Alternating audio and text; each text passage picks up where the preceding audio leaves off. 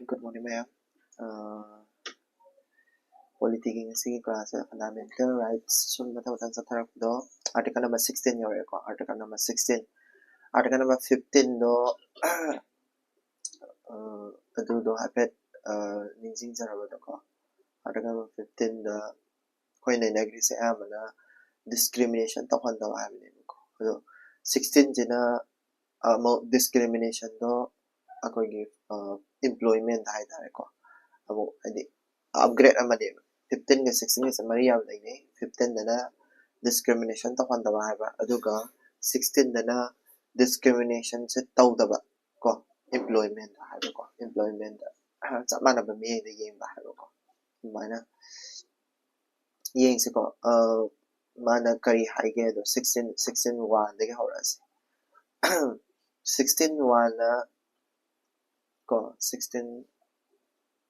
article number 16 de horas article 16 article 16 से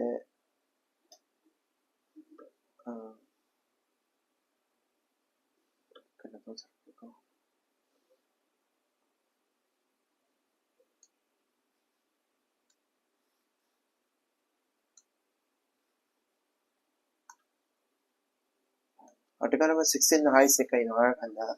कोई ये employment over matamda my criteria khara su pi ko employment over matamda criteria se kare criteria na harakan religion race ko adagi koi ki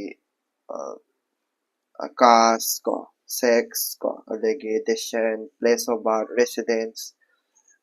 masi ma'am jidagi akoi ki kano se hedi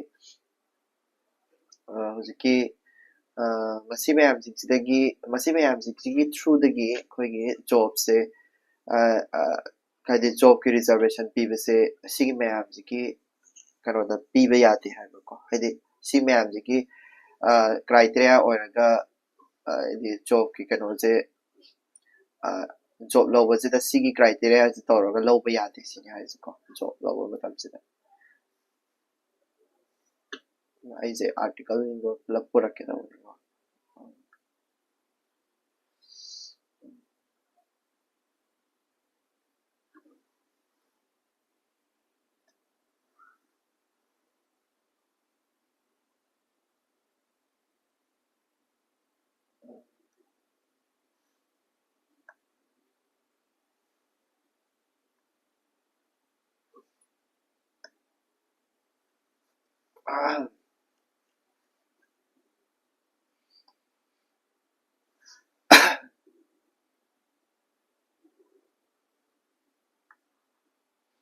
article article number 16 1 jita hai se hala parake ko article number 16 1 jita hai se koi ki there shall be equality of opportunity for all citizens in matters related to employment or appointment to any office under the state haiba ko sida haining se kai na kanda koi ki equality of opportunity lega da haiba sige ani se same gi 16 gi 1 jiga 16 gi 2 siga ani se koi gi 16 gi oina di mai general provision ni ko general oiba ko general rule ne ai tare ko adu ga 3 sina sige 3 sina exception ne ko exception ne adu ga sige 3 se exception se kana gi exception no id exception adigi 5 lady ko 5 se exception ni adu ga 4 se exception ne na law su yai tawadabu ma se kadaga ka independent oi se masana ko independent oi se meaning ai ko na explain tawrake ko hujik kitang harabada akoi gi article 16 da hari se sine but exception khara sumana pyramid 3 da 3 se exception ne ko 5 se exception ne 6 se exception ne ko aduga 4 se sisu exception ne but tawada 4 se 6 ki 1 ga 2 ga se yaudra 16 ki 1 ga 2 ga se yaudra su yai ko atai 3 ga 5 ka 6 ka adudi kanoneba haibadi exception ngatane or exception or addition ngatane haidi 16 gi 1 ka 2 da hapchan ngatane ko aduga ka kanadi haidi article number 16 clause 4 sidi koigi independent oy ko adu dum sing sing house ko 16 1 sana toroxi ko 16 1 article number 16 1 16 1 sorry 16 1 the high dom sikido kayeba there shall be amukana parke there shall be equality of opportunity for all citizens in the matter related to employment or appointment to any office under the state irony cost desta part khara thokna khaidok pe ai khuda moina harakanda equality of opportunities the opportunity has a kaino ko adagi this is related to employment or appointment to any office under the state and as highly season a career I know employment or appointment has in a career I know adugu mayam jito nainara 16 the magi nature hai tare 16 ki nature magi kaino se mao matau se nature se kaino yeng se ko nature nature nature se da koi ki kadoga har kana ma se positive neighbor ko positive oiba ma se positive right positive right ya habidi kaino har kanda koi ki koi nak sarkar na karigomba ama job ama pi ne khalse ko sarkar na state any koi ki government na ko job ama pi ba matam sida masai ki mana government na tawrakadaba thabak to adu positive right ko tawrakadaba thabak si adu tawrakaba thabak si na depend tawdo adu koi ki 16 1 se tawe habedi kudam bana kanda koi ki se asda na hat ka ram ge ko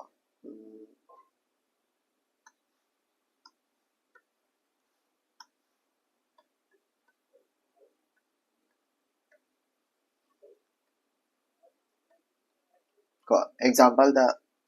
koi ki example am ka pirange job application ama koi sarkar na thole ko job application by government ko government ki job application ama thole ko adu do government ki job application tholak pa matam sida citizen hai che whole citizen che the form je phangan ga daw ne form must be available ko form availability ko adagi form availability adagi kari thabak tu gi taunaba gender kai su khai de bi ko whole gender form availability adagi magi transparency su lega da ba ko adagi gender da su classification kem tau da ba ko nupa nupi loi thajan ba ya de ba adagi aidi gender etc haisen lage ko ma'am lay sa thabak korok pa matam da thabak se open to all citizen hai ko open to all citizen khudi makta loina ma open oi thok da korok pa matam da ko adu da ko positive right ne 16 1 positive right ne habidi sarkar na tarok da woni sarkar da thingada ba nate sarkar na tarok da thingada ba nate or sarkar na tarok da yade haigada ba nate sidi sarkar na tarok da woni ko koina pot ama tarok pa matam da yade habidi negative right ne ko yade haibagi power leibese du negative right ko weba adu positive right ne sidi positive right ne meaning di sarkar na tohol ka da woni tarok ka da woni ko adu dani ko positive ko negative ko right ka gi mamang su khena ba hape ta krawani adagi target se kai no target adi magi kano adi pige da bado subject so higher ko open to all citizen havenina all citizen oi ta bani ko natra aduga kedoga hara kanda operation sphere of operation hai tare scope hai tare ko adu yek se ko adagi the fairness like the mandate of fairness ko fairness habidi kaino har kanda koi gi achum bada tawdo habidi transparency ko adegi thaba ama kawo matabda koi professional oigadabani sakhuju muju tawa ya ponte ko professional ko adu ko character sing do abedi nature do adi fair oigadabani ha to thaba ama kawo matabda kawi do khuju muju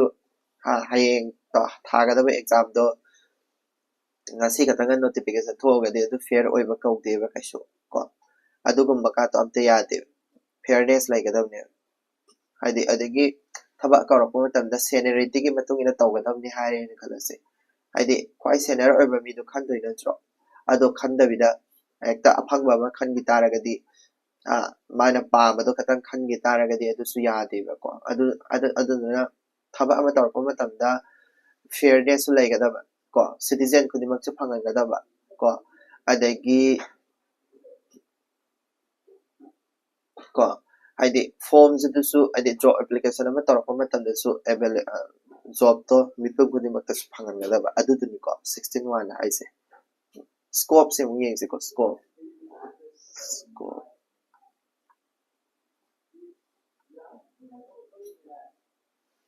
scope sidana aikoi gi kadawga hara kanda magi hadi kari thabak sing change habduni ko kari thabak change all government ko all public service kudimak se loi chale is dagi kari dagi ko government job khatani ko sida salise no private job tadi si chanba yade o chanbse ai but private job tadi sida is the constitution the yamsa deba ko o ai the only government job government kind of government jobs katadane daga ai the magi scope salaries ko adona 16 1 se kadawba 16 1 se job ke haragadi general rule ne ko ai job kudimak se citizenship kudimak tapigadabane ko general rule ne misal se exception kari karaka yaute ko specific kem oisade du job kudimak se kadawba equal opportunity people kudimak ta pigadabane sine ko equal opportunity people kudimak ta pigadabane se job ke matang dani ko aduga article number 15 na kaya haini article number 15 na job katana taba atopa pasak kudimak tasu ko 16 na job ke oideba ko specific oi hai taragat article number 16 clause 2 da mung yengse ko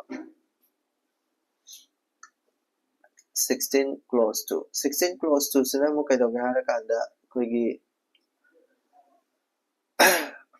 sisu general 16 1 ga pe mane tawadabu magi statements ha pe parake ko 16 2 sina kai haiga kanda no citizen shall on the ground of only highness nesta ama so happy ko yam important oi ko season na pasalu ko only ko aduga manas the criteria pyramid religion caste race caste sex nation place of birth residence or any of them sisina kaidoga kada 16 jigi additional oi addition gi ta ne kainadi mana criteria do pi bai tare masai equality of opportunities pigadabane haire mathakta one da ko aduga magi criteria sana kana da pire karam da khaidok pe ade discriminate to ya de aise kana no religion da race da caste da sex da nation da they give place of birth da residence or any of them da ko ani pun bas ai ko adu da citizen se discriminate to ya de discriminate che kadore mamang da kadore article number 15 da discrimination to ya de opportunity da sidana discrimination to ya de ba karida job da canaries ani do katani ko sidana job thabak taw matam da di discriminate to ya de haina ko adu ni ko yani na adu manas da job ta tawroi da haibedi adada criteria se sigi tu da pirakadoi tu da criteria se pirakadoi ko yengsi ko magi principal se kari no se yengsi principal core principal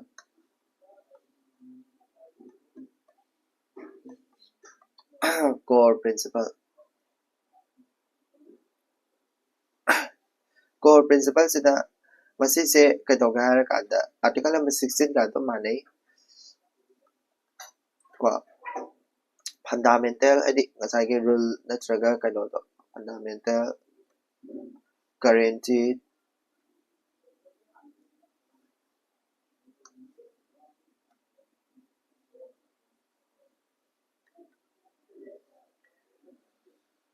guaranteed against public discrimination adi discrimination tawbase discrimination in employment ko employment tawa matamda discrimination ambok yade ha sisina ngasai gi duna ni sarkar na tawrakadam ha discrimination tawa gi wari natte ko sarkar na job khudima open tawrakadam ha 16 mandana 16 to na discrimination tawa yar ha job khudima se open tawra aga su kadawa job se aina job form thare eba open tawre bdi haire ba duduga open tawre haraga lakpa matamda nang gi nupi ni nang si job thajam yar or nang di na khong ti si thajam yar adu yaroi ada yaroi hairakpado adudo yaroi 16 to se haisina ko adagi to da kadaga harakanda standard ko state na magi apply tawba yade karino apply tawba yade se standard adi kaino harakanda koigi lamjen chemada sigi job am tawbagi lamjen chema matamda smaina sigi speed se chengedabani or adu fitness ki matangda de lakini ko exception done adu sigi makada exception lakini ko adu dai su nainakani any standard or condition thamba yade job se tawdringai job se hawdringai job se khanjringai mamal ko abedi mi kudimak se form thadala pa yadone khongte mi tang dei lo shunama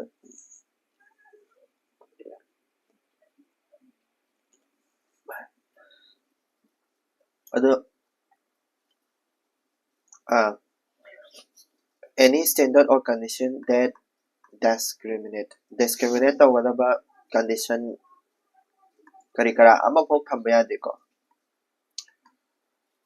aduga thabak to khanba khandabadudi magi fitness level kari kara dabudi yembi yaiba nang fitness oidena form thajalakbadi thing badi yade sini haise ko form thajalakbadi lo yaga thabani sin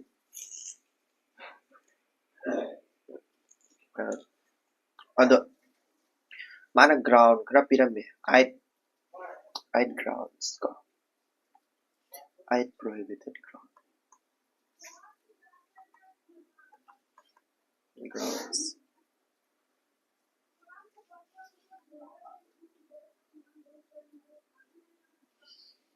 adada grounds se kai kaino harakanda religion race caste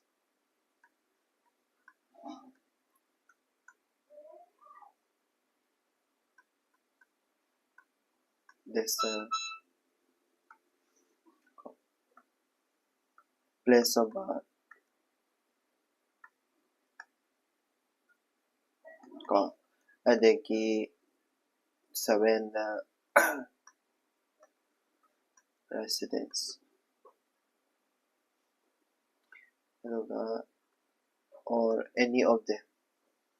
may ani jala su yai ko prohibited grounds singatane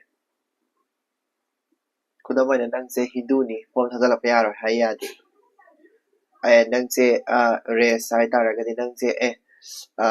kano dagi ni ching dagi ching or kano tam dagi lakpani or nang di sige mafam stay laibani ka ko kas nang di sudrani nang di napini nang di angang ni ko dagi nang di nang di around surround do nang do kano dagi lakpani China dagi lakpani ko then natraga nang place of birth nang do pokpa matamda nang ching da poe tam da poe ko residence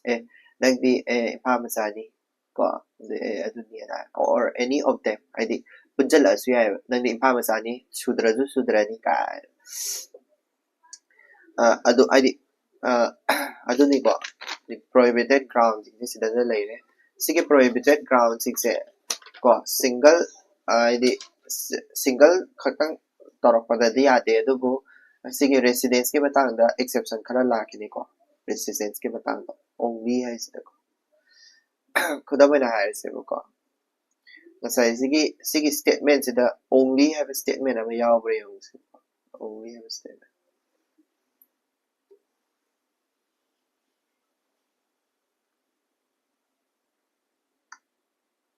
just that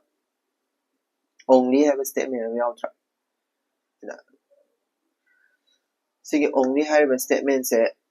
kaidawge harakanda masigi implication se yengse masiji yawbagi kari dawrake kari oirake haibadu yengse masiji yawba se yam id only religion race caste sex decision place of birth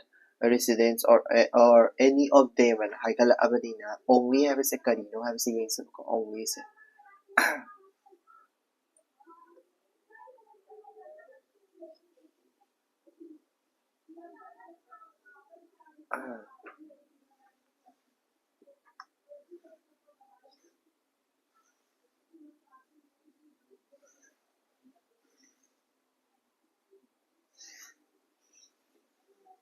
the only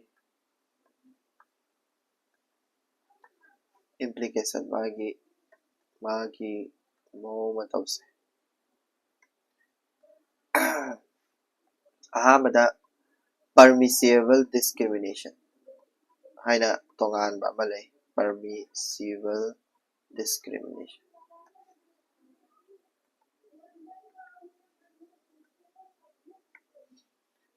permissible discrimination haidi kaino harakanda khoigi state na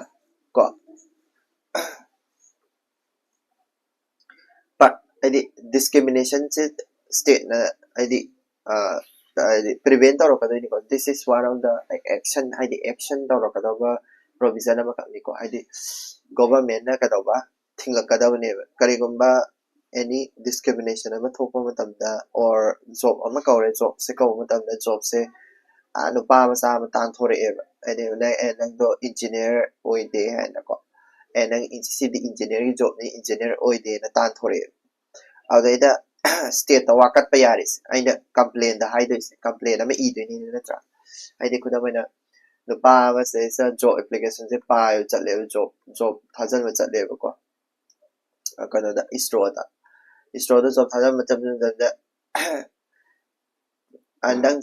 nangdi kano ni hari nangdi sudra masani hari sudra masani adu thajan ma yaroi and hari ko adu taragadi sudra habisiti kaino masage kano da caste singdra adugi caste so aduna maram arakanda mana istro na reject sa pirak taragadi sisina government sa pay government sa laga complaint away ko ado sige caste natraga religion race caste sex adagi decision place of birth sina tabita atopada kudamana haise mase istro sa pantamchida aise engineer haina kaur o engineer oina lao haibani istro na adu engineer oidreba mase ko engineer oidreba adu daida istro na yaraktre mase form thajabeda adu mana government da complaint tawraga adi government da masise kano tawwe kanadi law da salaga court da salaga adi thawak kaurakte complaint thangat pa yabra yade kaino adi sigumajidadi sidi ngasai magi criteria pigi bido adudai chande da criteria moini pan pigi bido adugini ko adugini mana permissible discrimination haise ko state is not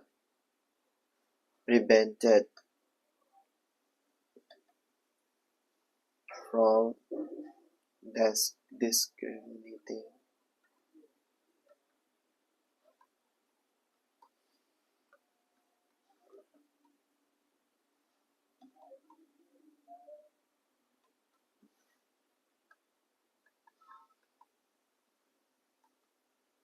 on ground terus dah hari ko on ground other than the specified.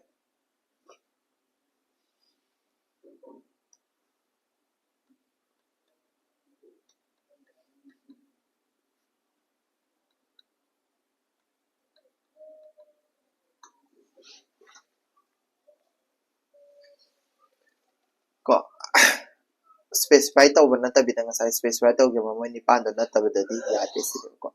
adagi reasonable classification so oigadabne reasonable classification se koi mamang su yawgre sise ko mamangi kano da 15 level ba matam da su yawgre reasonable classification is the haidi classification tawba matam sida ngasai gi mamang da su koi gi residence ta tawba yai but only residence da tawba yade ka haibda sida yawrokiduni ko 15 da mamang da reasonable classification kai tawgibdo sidasu thaba ama tawnabagi job ke salapa matamda aidi classification ta tawba yai ko classification can be done haidi means mai khai na ba yai discrimination tawba yai ko classification on factors like kari factors ta tawba yai ga hai kanda merit ta ma lai hai te ko adugi matangda ko adagi ability mase kadawi id masi ko adagi efficiency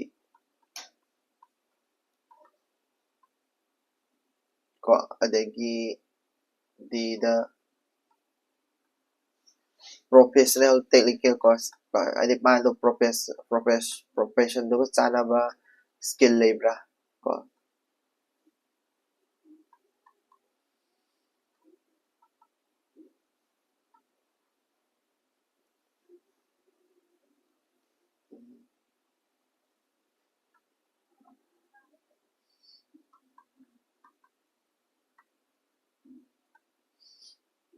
adagi experience natraga seniority hai tane ko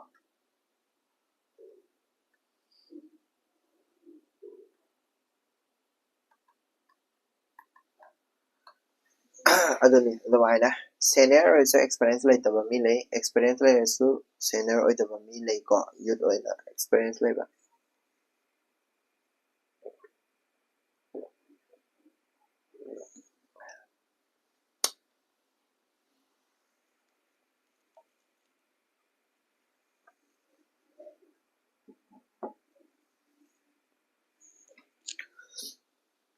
adu layre adagi only gi application se ko ngasai gi sida discrimination tawba yare aduga arbitrary oidaba hai tare discretion da tawdaba masana pamsaba pot tawdaba hai tare arbitrary non arbitrary classification su yai ngasai gi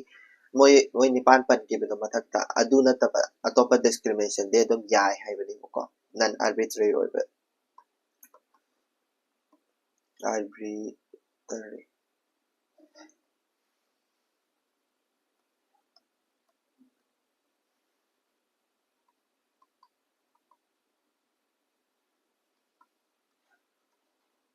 khudamaina khoigi fitness ki maramda aidi lami gi kano gi army gi thawak kaure khalo army thawak kauda da lamjen do lamina lamjen hapsarakpado aina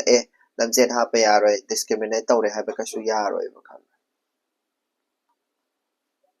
magi objective to sana ga dawne objective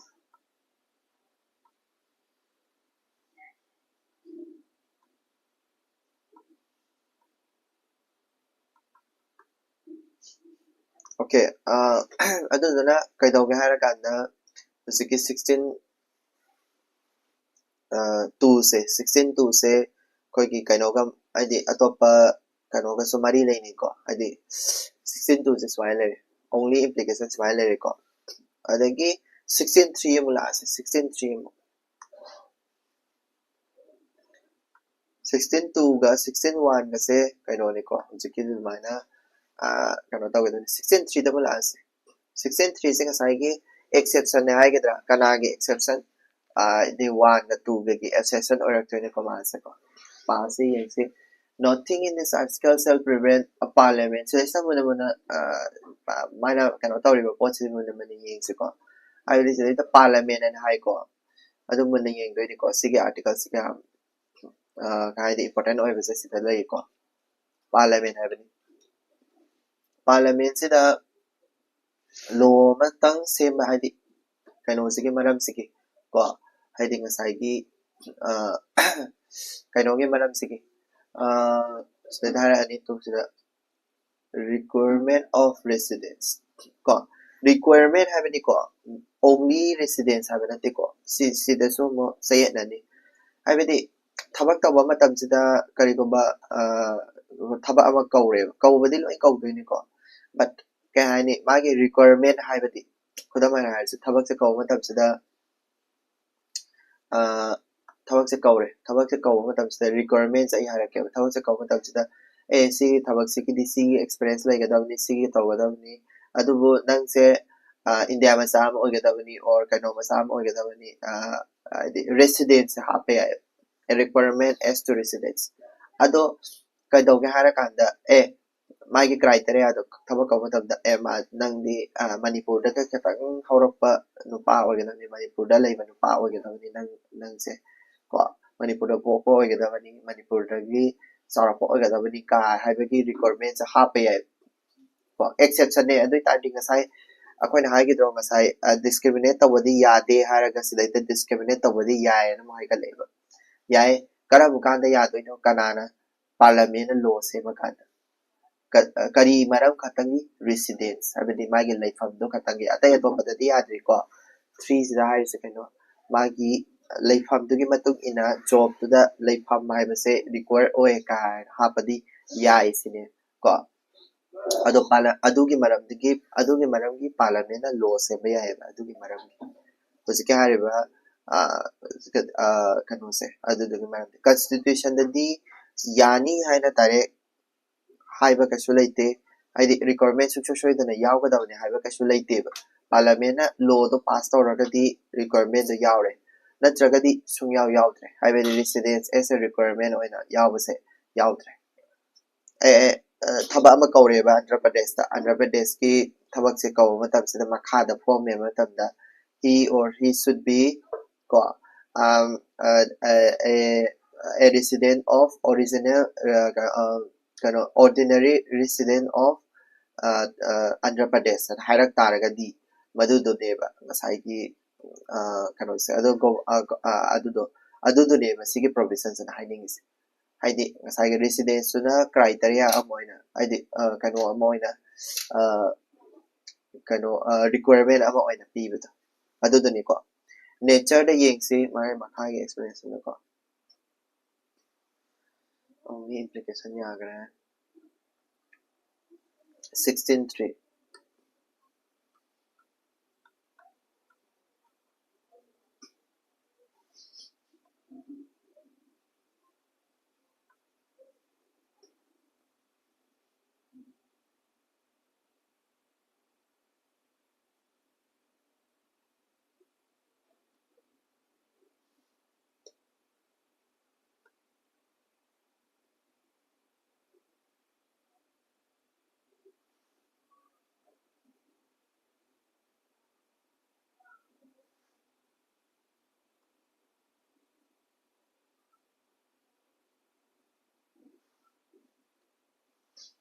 section 3 da mi yeng se ko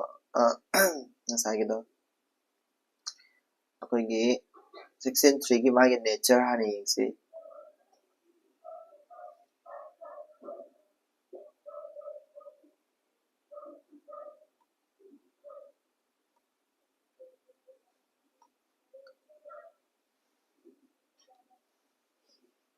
nature da kadoga kanda exception to ngasai 1 and 2 ade 16 1 and 2 exception to article maru ina article number 16 2 da hydro haidi 16 2 da kari hai ngasai gi residence ke matung ina thabak se kawwa ya de hydro but sidadi law sema yai ama haigaleba ko law semadi law semada athingmadi thamde adugi maramgi law semadi athingmadi thamde na haigaleba article number 63 se ko adudana ne exception ne hare ise ko ado sigi exception se yamna haidi kaino haini yamna magi area se yam pick area ne ko exception to 16 to ko masina pi se kaino har kanda mana thaba kawa matamda permit ama pi ne permit local preference adi local da adu do katana criteria oi bidi yaroi ko ai residence na andhra pradesh tagi loina ba oi gadabani habidi yaroi but tawadabu andhra pradesh tagi oiragadi yamna phagani ka habdo adu duni ko local preference ko when recruiting ado parliament na pass tawdabasu yaroi ko sise parliament na natra state government na kasu pass tawba yade ko adu dum su khangadabani si makhada yarokini recruiting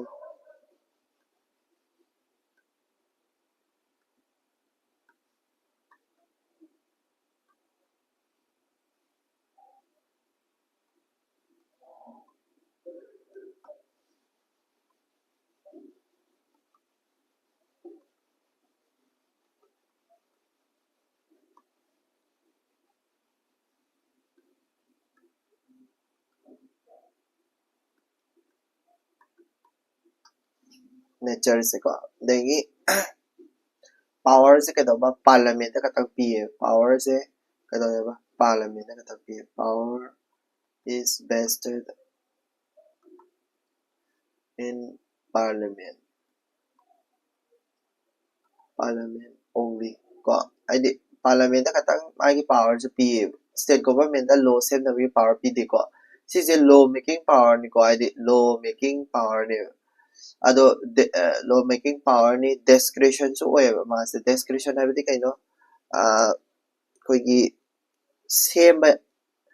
su yaba same su yaba ne ko ko discretion discretionary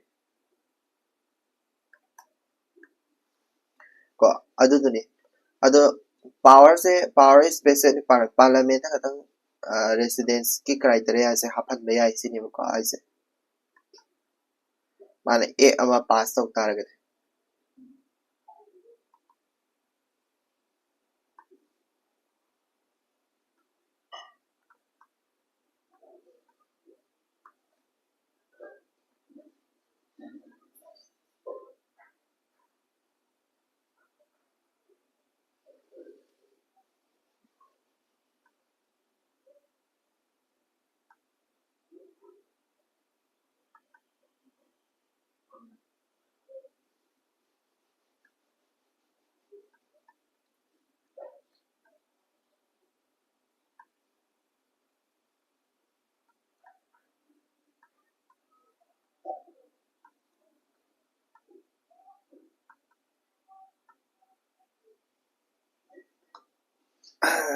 state legislature okay 6 nature le ko yare ko nature adagi residence le aduda state legislature na yade parliament hadi central government na katang yai laws sema matamda adugi laws su kadaba exception to 6 article number 16(1) and 2 ko article number 16(2) da residence ke matung ina noi kano job khanba yade budi hai aduga article 16(3) da mo khanbadi yabadi yai adu kan parliament na law mo pass tawgadabani sini ko residence se asijina criteria roga but tawadabu residence se asijina criteria si kaktang oibadi yade ba ado topa criteria khara su dum yawgadamni adu article 15 da su yawgi ko adugi same time mo se ado siguma se example oina hairabada koigi parliament na ek amaka pass tawgi 1957 da ko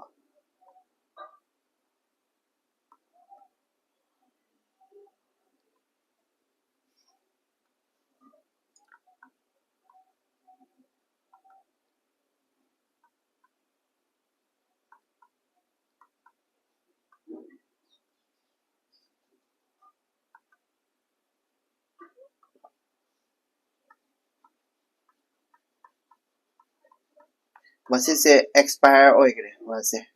sise expired ti tawgre ko expired 1975 ta expired tawgre aduduna kadawga arakanda sim khak lei ko sim khak government na pass tawgi law pass tawba yae na mudi haisai adubu law di yamna pass taw ngamgidi sim khak pass tawgi ko example da the expire na ko there is no law ko there is no law there is no such law now adugumba law ek amta leitre ko ngasai residence the people criteria as a residence the people but constitution the delay example se constitution de yani article number kya 371d 371d sidi kadawga harakana sisina kari piga kana special provision telangana amasung andhra pradesh da special provision pibu ko adugi special provision da residence yawo yae special provision exception ni ko exception ni manung exception yawe do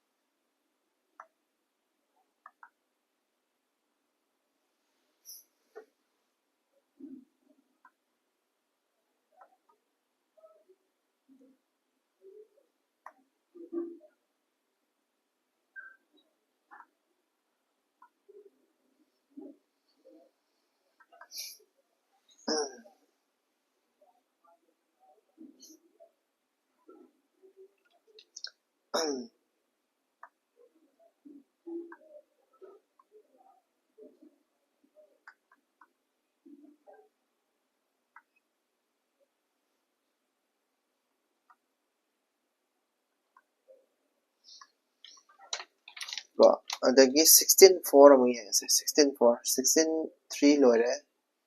16/4 amu yes 16/4 da hai sida kaino arakanda koi ki karigumba power se residence ke legren ko 16/4 sidi independent choice ai masana ko ape pare yengse 16.4 I say nothing in this article prevent the state from making any provisions for the reservation of appointment or post in favor of any backward classes of citizens which in the opinion of the state is not a frequent represented in the service of under the state. Sida haining is kaino harakanda da amapalle backward classes of citizens ano ngasai sigi backward class of citizens siga article number 15 yaw giba SEBC do social and educational background do adu ga hape mana doini ko tabadabu sigi zina social group ni educational yaw de ngasai mama ngidana education su yaw ko yengsi nature da magi article number 16/4 gi nature yengsi ko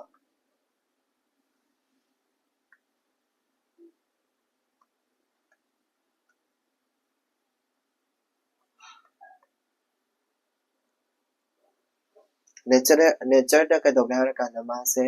enabling provision neba enabling haidi kaino harakanda hana yaramdaba poto yahanba haitare khudamana harakanda akoi zik job che loina ma chamana na pigre hare pire chumme yare ko job da ko matam na mi ta sitha da mi loi thadalak pe yai hare tawadabu mi thadalak pa mayam dagi marakta da koi thabak khanbagi chang se yamna haidi paisa paijadaba adagi lanthum lesadaba or larik phasana haidi tamba phangakaba educationally socially backward oiba kangu leitana ko aduga paisa paiba inakara khunba mi gadi compete tawadi yaroidana job to amakatanga aduduna kai haini moida provision se kai haini noiga akoiga se pulapana equal oina di yene haiba tawadabu moidi masa kara soli moidi paisa kara paijade aduduna moidadi scholarship kuma khara PBC haidana pibedo henjanna pibedo adudu enabling provision kawe enabling provision haisina maru oina kadawga harakanda masisina ꯑꯩꯈꯣꯏꯒꯤ ꯍꯥꯏꯗꯤ OBC ꯑꯣꯏꯔꯤꯕ ꯅꯠꯇ꯭ꯔꯒ socially backward ꯑꯣꯏꯔꯤꯕ ꯀꯥꯡꯕꯨꯁꯤꯡꯁꯦ uplift ꯇꯧꯔꯤꯅꯦꯕ ꯍꯤꯡꯒꯠꯍꯜꯂꯤꯅꯦꯕꯀꯣ ꯑꯗꯣ ꯁꯤꯒꯤ ꯍꯤꯡꯒꯠꯂꯤꯁꯦ just purely parliament ꯇ ꯂꯩꯌꯦꯕ constitution ꯅ ꯍꯥꯏꯔꯝꯗꯦꯕ ꯍꯦꯟꯒꯠꯇꯣꯏꯗꯣ ꯀꯔꯝꯕ ꯃꯑꯣꯡꯗ ꯍꯦꯟꯒꯠꯇꯣꯏꯅꯣ ꯀꯃꯥꯏ ꯍꯦꯟꯒꯠꯀꯗꯕꯅꯤ ꯍꯥꯏꯕꯕꯨꯗꯤ ꯍꯥꯏꯔꯦ ꯍꯥꯏꯕꯗꯤ ꯃꯣꯏꯗꯣ OBC ꯗꯗꯤ seat ꯃꯁꯤꯡ reservation ꯄꯤꯒꯗꯕꯅꯤ or ꯃꯣꯏꯗꯗꯤ markꯇꯣ ꯀꯔꯝ markꯇꯣ ꯅꯦꯝꯒꯗꯕꯅꯤ ꯈꯣꯠꯀꯗꯕꯅꯤ ꯀꯥꯏꯅ ꯍꯥꯏꯕ ꯃꯌꯥꯝꯁꯤꯡꯗꯣ enabling provision ne but kai haini sarkar sina haibagi right khudimak se loina pae sarkar jena sugai haida taragadi moi khudimak to loin chapmana yengrane article 16(2) gi batungina ko aduna 16(4) hai se masi je satna taragadi article number 16(4) je satna taragadi koi gi any state government na law ma pass tawraga moi gi adi madugi right ai tare ko any paisa bu oigera adagi scholarship oigera ko adi thabak tawbadani sidi sujiki sidi thabak tawbagini ko thabak tawbagi oi tare gadi seat reservation dara OBC gi moi seat ani khai kholi ka haibadara adudaldi loina adudo enabling provision ne moi da masakra soli OBC ni o backward class ni ka haidana ko adagi mase enabling provision ne lere ko works on discretionary have the magi masagi wakanda kanjabado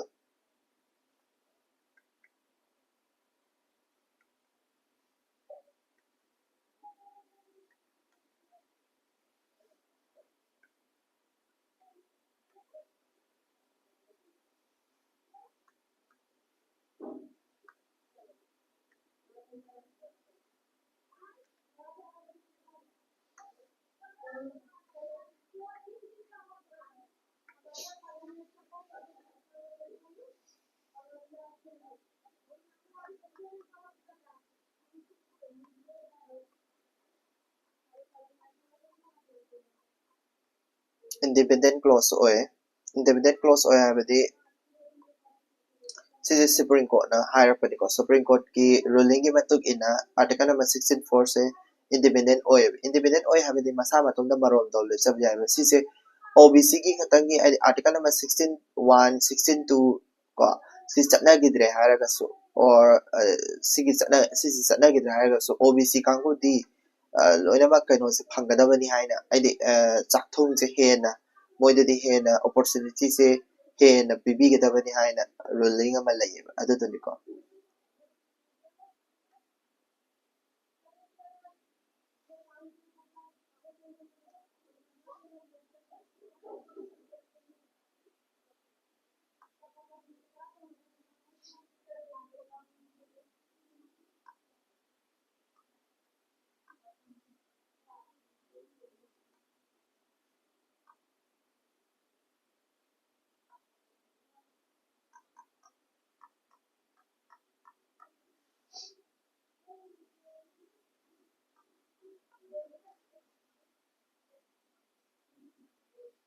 aduga masise socio economic equality ni education yaude education se dum sandi ne de tarasu socio economy na maru ne aduna socio economic equality da base tabu ko ne ko reservation tawbagi condition ai thare maje kari condition to leiragadi maje reservation changani hamdo ama harake ko condition for reservation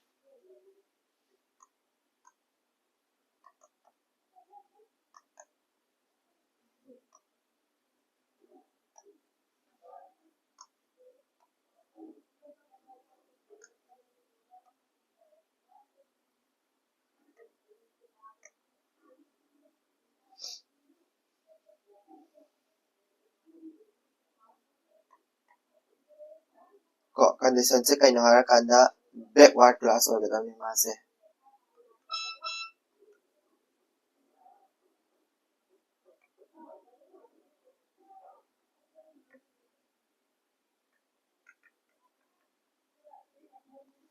dagi mase adequately represented ko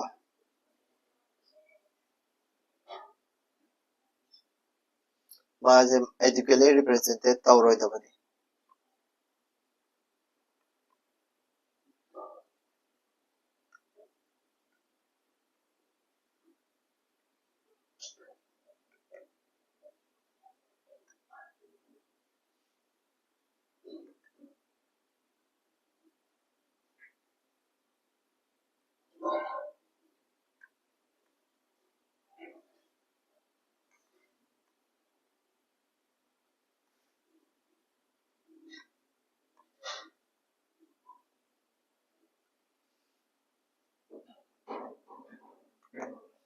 हाइदी OBC ओइरगसु OBC यामना लेबा मफमददी कशो reservation से पीरोइदबनी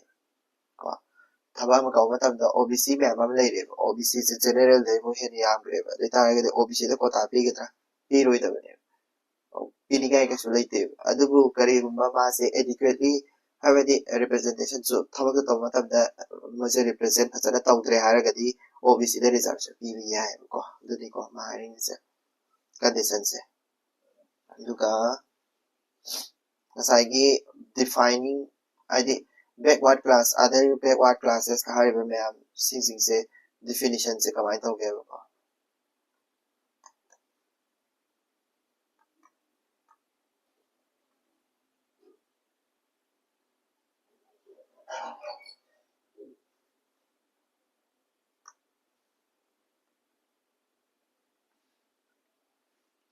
constitution दे definition से perm they not in constitution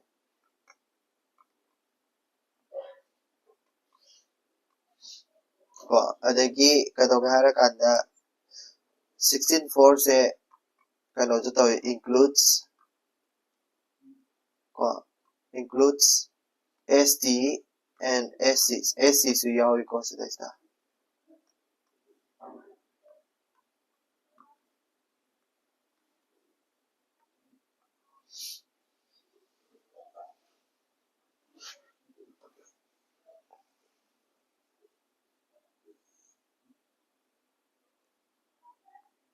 अदगी can be identified además class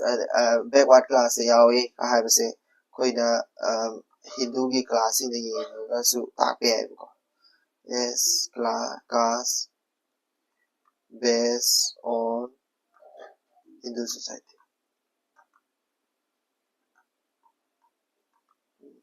okay adagi the adagi article 16.4 dana backward class hatane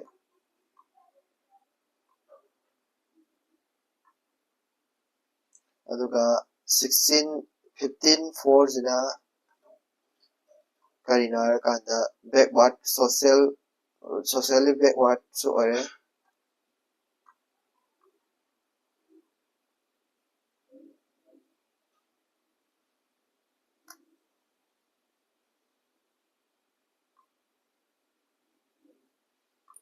plus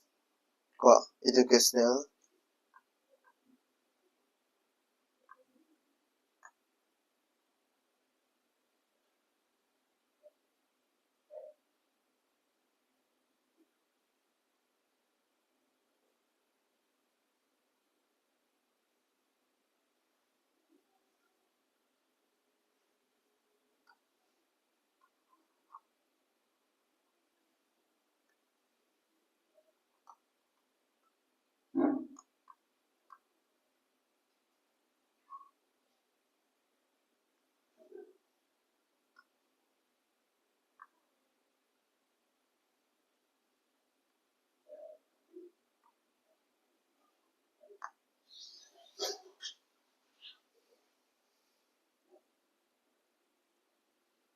adagi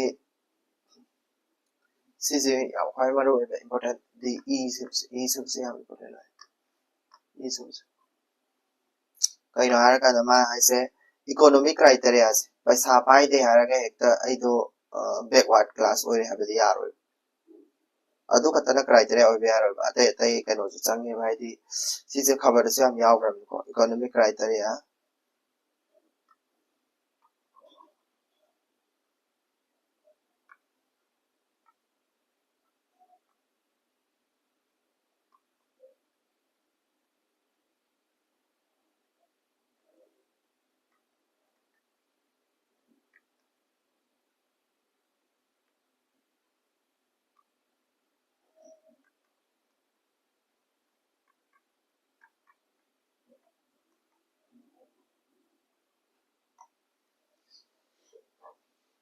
landmark judgment จริงสิก่อน landmark judgment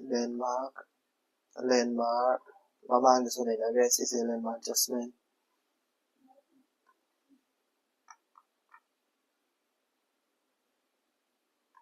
landmark judgment だこいぎ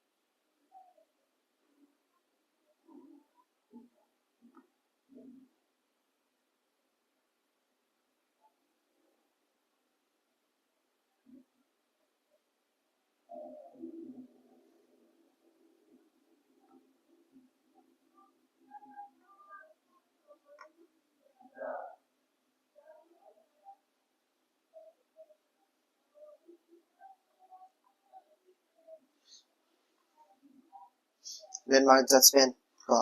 landmark judgment จริงสิ mandal commission mandal commission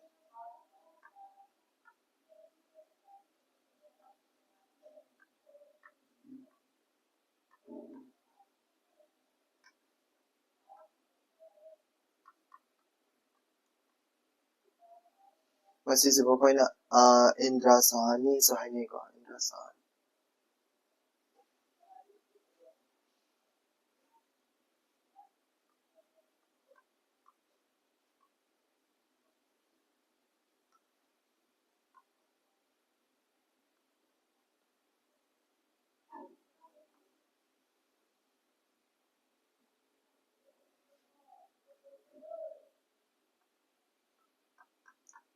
อินทรา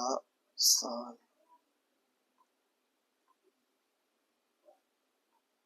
versus Union of India यहाँ हामीले 50% ceiling लाने पाएगी mandal commission की मखादा लागते से कई नार गदी ये दा 50% ceiling कोई की any reservation से 50% की है बेया देव को SC OBC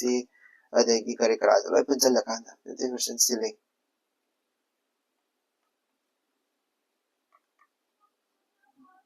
को reservation से should not exceed 60% को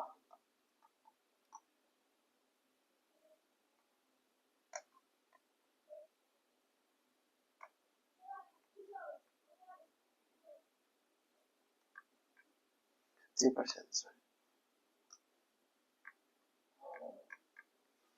अदेगी कदम यार कांदा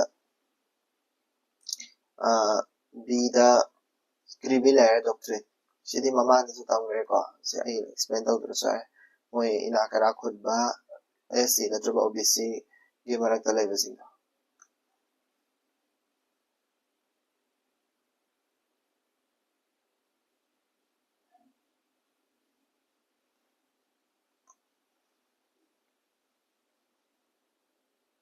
creamy layer doctrine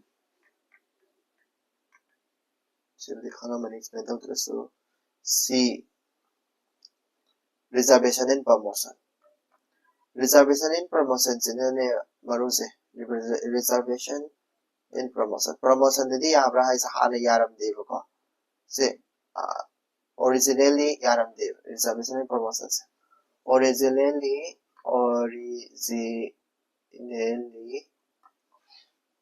ko mandal commission se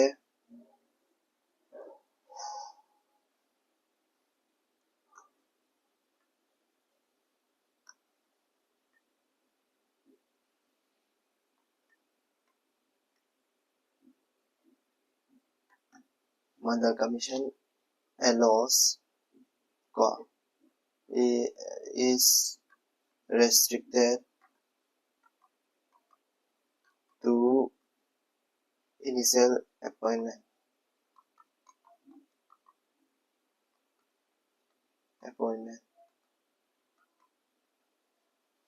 only but promotion da hapsale ko adi taragadi parliament amo sidagi reservation and promotion se parliament reservation and promotion se hana indra sahani ki case adi yaram de but tawadabu kana parliament hapsale parliament at through amendment memang tahu koda moina sige amendment se ko the article 16 4a season asum kano to